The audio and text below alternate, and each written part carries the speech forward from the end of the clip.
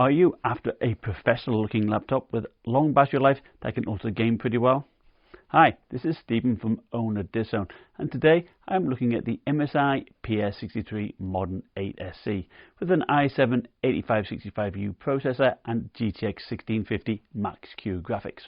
The PS63 Modern is part of MSI's Prestige line and was announced at CES in January with a GTX 1050 Ti and has now been updated with the new 1650 Max-Q.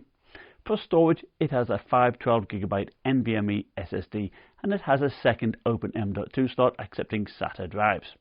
It runs dual channel with 16GB of RAM, maxing out at 32GB, and a large 82 Wh battery that lasted me 12 hours 10 minutes watching YouTube at 25% brightness. And for Wi-Fi, it uses the Intel 9560 with Bluetooth 5.0.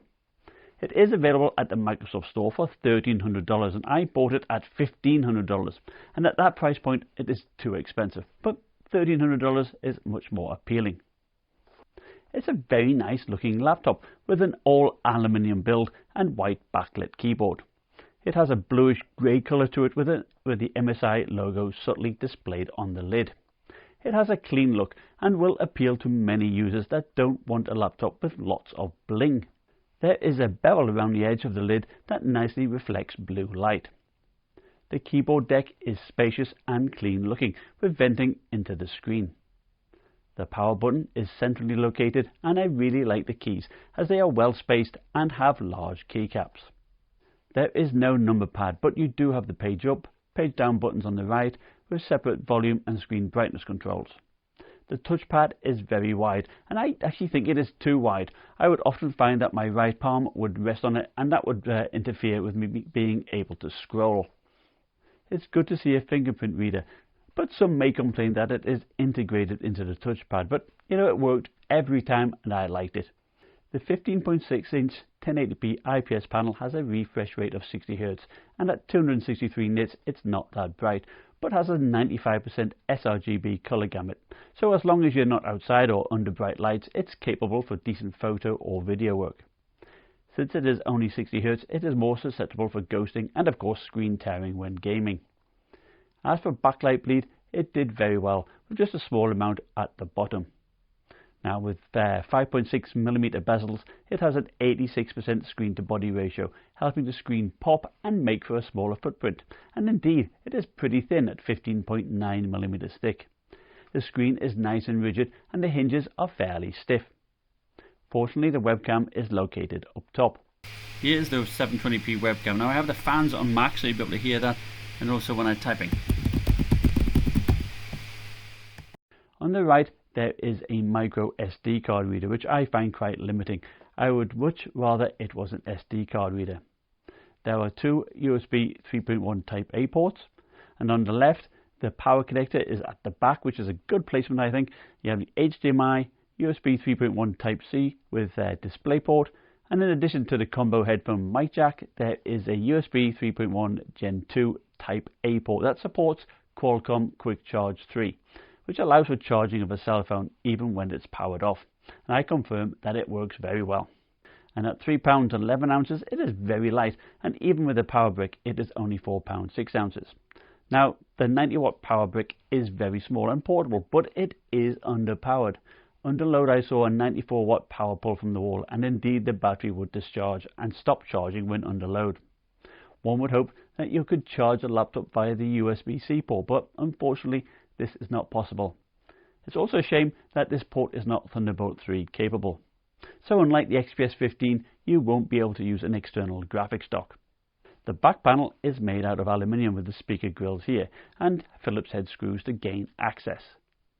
You have a perforated air intake grill here, but the holes are quite small, but at least you have larger feet at the back to help with airflow under the chassis. Now annoyingly, they put a factory seal sticker over one of the screws. MSI uses their Creator Center software to alter screen, audio and quick charge options, as well as power options from high performance to super battery mode. You can also select between sport, comfort and eco modes, altering the power to the CPU. MSI also gives you fan control. You can either have auto, max fan or alter the fan speed manually. MSI is also very good with their battery options, allowing you to calibrate it and also to limit it from overcharging. The idle fan noise on the comfort setting is only 35 decibels, which is basically the sound of my studio. I could hear it, however, so if you do want total silence, it's best to drop it to eco mode. Under load and with a max fan, you can definitely hear it at 47 decibels. Now most of the heat is on the left hand side, but it's not too hot. It feels hotter near the screen where the air exhausts are. Underneath it does get quite warm at about 47 degrees Celsius. Now its two speakers are 2 watts that fire down at the front, but I found them to be a bit underwhelming, to be honest. Here it is compared to my XPS 15 2-in-1.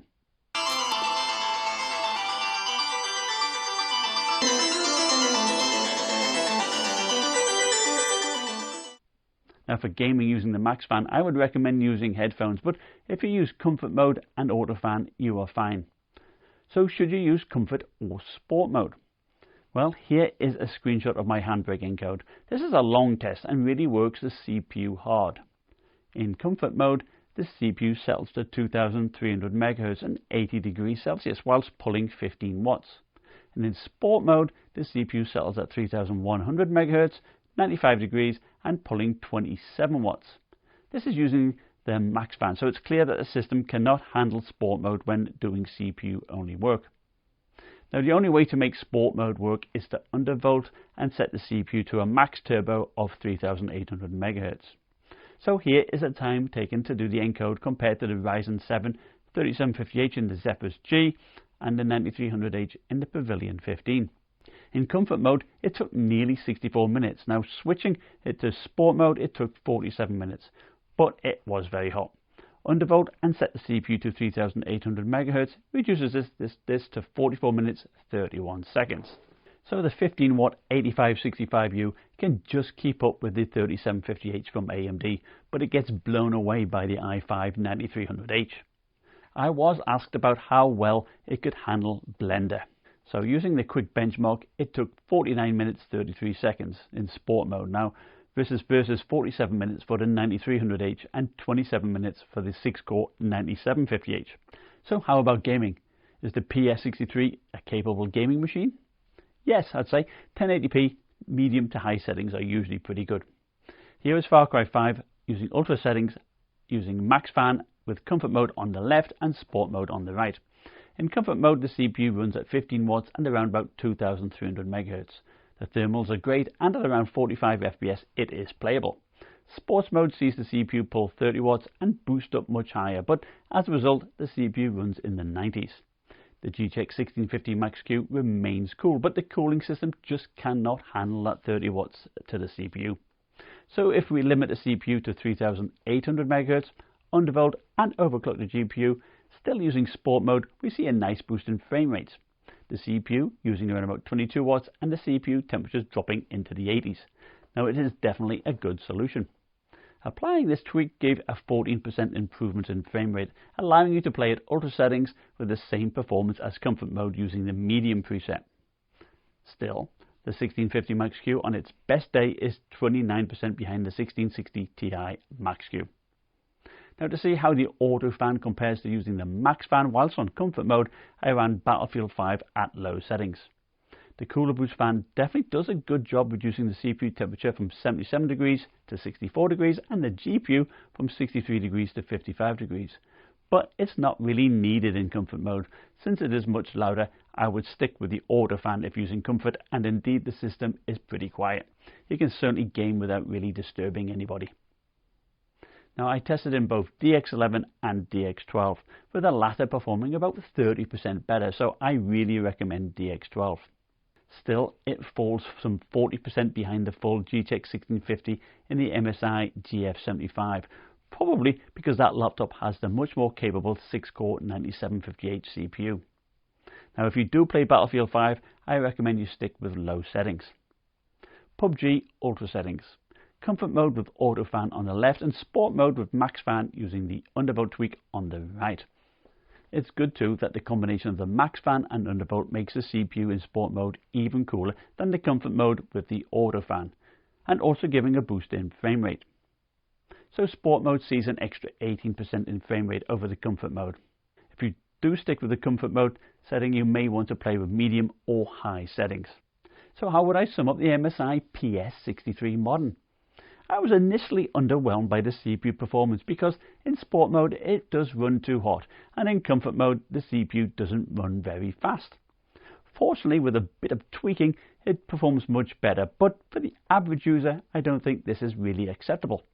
Why offer a sport mode when it's just not usable out of the box? Still, in comfort mode you can use auto fan and you have a quiet laptop on your hands with very good battery life. Now it's definitely going to last you all day, there's no question about that, and if your software uses Intel QuickSync then you will get very good render and encode times. My only reservation being that perhaps it makes sense waiting for it to be upgraded with the new Ice Lake CPUs, because especially that will have Thunderbolt baked into it, and but still at $1,300 it is a decent buy, but at the usual $1,500 I would think twice about buying it. I'd like to thank you for watching. Remember, like, subscribe, and I'll see you next time. Bye.